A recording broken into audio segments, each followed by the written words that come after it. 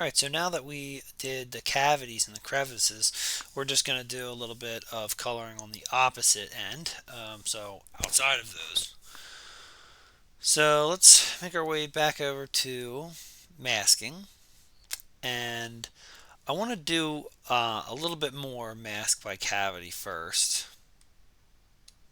So just click that, and I want to do the mask adjust. It's still set to 10, and just do apply there, and then I'm just going to inverse this. Oh, actually, I'm going to leave it the way it is because I want a color on the outside, not the actual crevices and the cavities.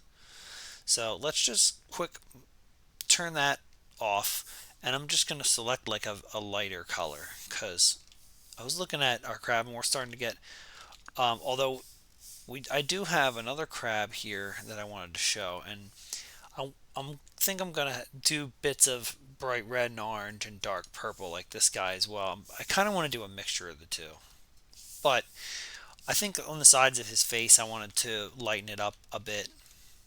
So let's just, I still have add on.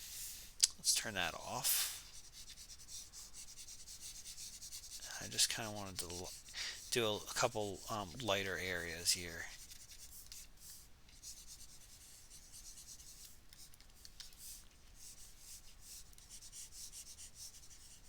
That's kind of cool. It's kind of hitting some of the bumps there, bringing those out.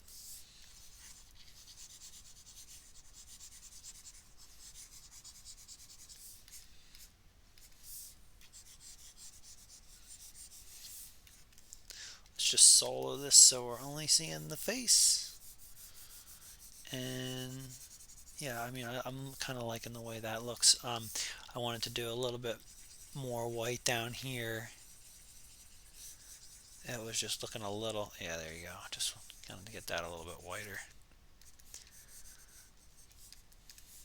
And let me see my reference again. Let's see this guy.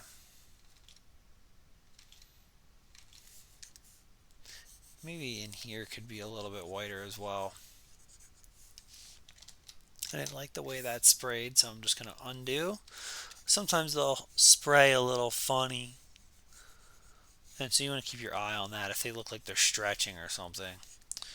That one did it again. That looks alright. So yeah, if we wanted to add a little bit more yellow in like these areas, now we can just hit those because they're masked, so we're going to have a little bit more control. But I wanted to show you another method of doing that actually, so I'm not going to go too far with those. Let's see, the teeth could probably use like a little more yellow on them. And so what's cool about this is that now it's only painting on the areas that aren't inverted.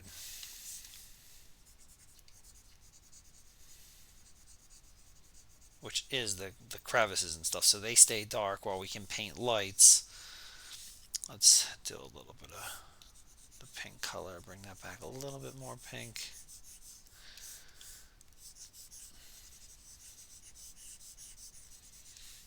We can turn our intensity up a little bit if we want to get a little more out of that.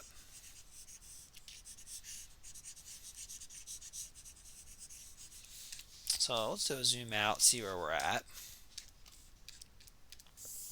Might want to do a little bit up here, just lightening this.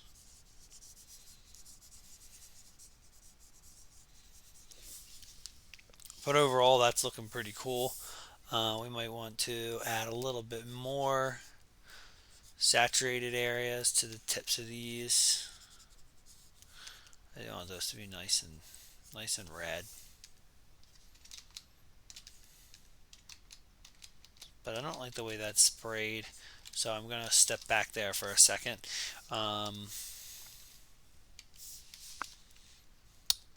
Okay, so now that we've done the inverse, let's just mess around a little bit with, let's clear this mask.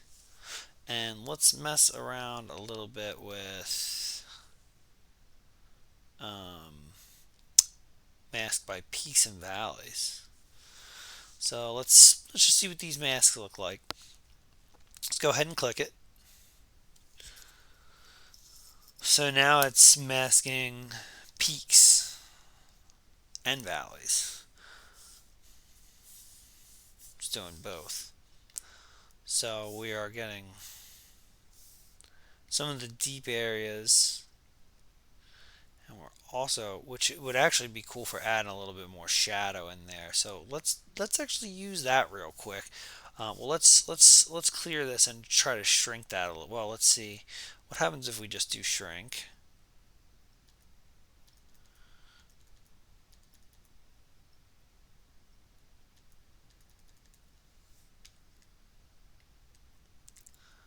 That looks pretty cool. So I'm just gonna inverse this, and then I'm gonna turn off the view mask, and I'm gonna just do a little bit of dark. I kind of wanted to get a little bit more just in here and not have it actually affected by cavities. So now it can actually color that whole um, area in, which is kind of nice. Let's see, let's get a little bit more over here. So this is just enhancing some of these shaded areas right there. So let's zoom out, see how that looks. That looks pretty cool. That really makes those stand out. So let's clear this mask and let's do a mask by peak and valleys again. Now I want to kind of work on like these a little. So that's already looking pretty good, but I'm going to just try bringing the coverage down a little bit. Let's see. Let's make that like a 16 or yeah, let's see how that looks. So that looks a little bit better. I'm trying to just work on these so that they're the only thing that I'll be able to paint on. Let's see that. Let's lower this down to like a 2. I think that's good enough to maybe lower this to a 15. Yeah, that looks pretty good. So let's go ahead and inverse, and let's not view the mask. Now I wanted to make these nice and bright yellow, like a very saturated. So now it's going to be allowing me to really paint on those and not get too much spray in other areas. We can it's not perfectly masked, so we could probably try to keep our brush a little bit smaller. And we'll probably want to actually go back in and do the crevices again now that this is being done, so that we can get those darker areas around it.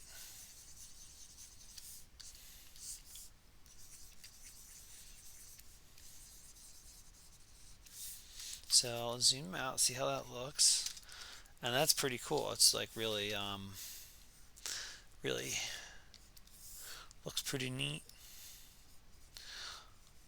That's why I was actually thinking, now in hindsight, it would have actually been pretty cool to color these with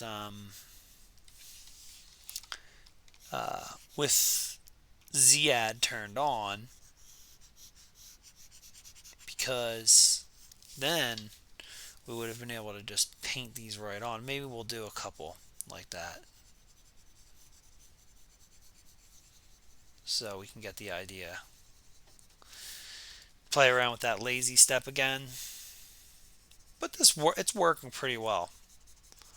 But it would be cool to just paint it right on and not even worry about color anywhere else.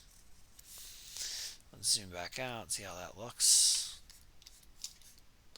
That's looking pretty cool, pretty neat.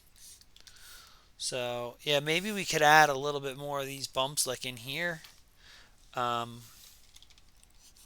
like along these areas, and just have um, both RGB and sculpt enabled and get some really cool. But bottom line, you just got to keep adding and adding layers, and it just starts getting cooler and cooler as you go. Um, so I think probably just for the sake of how long the video is going to get, I'm going to stop right here.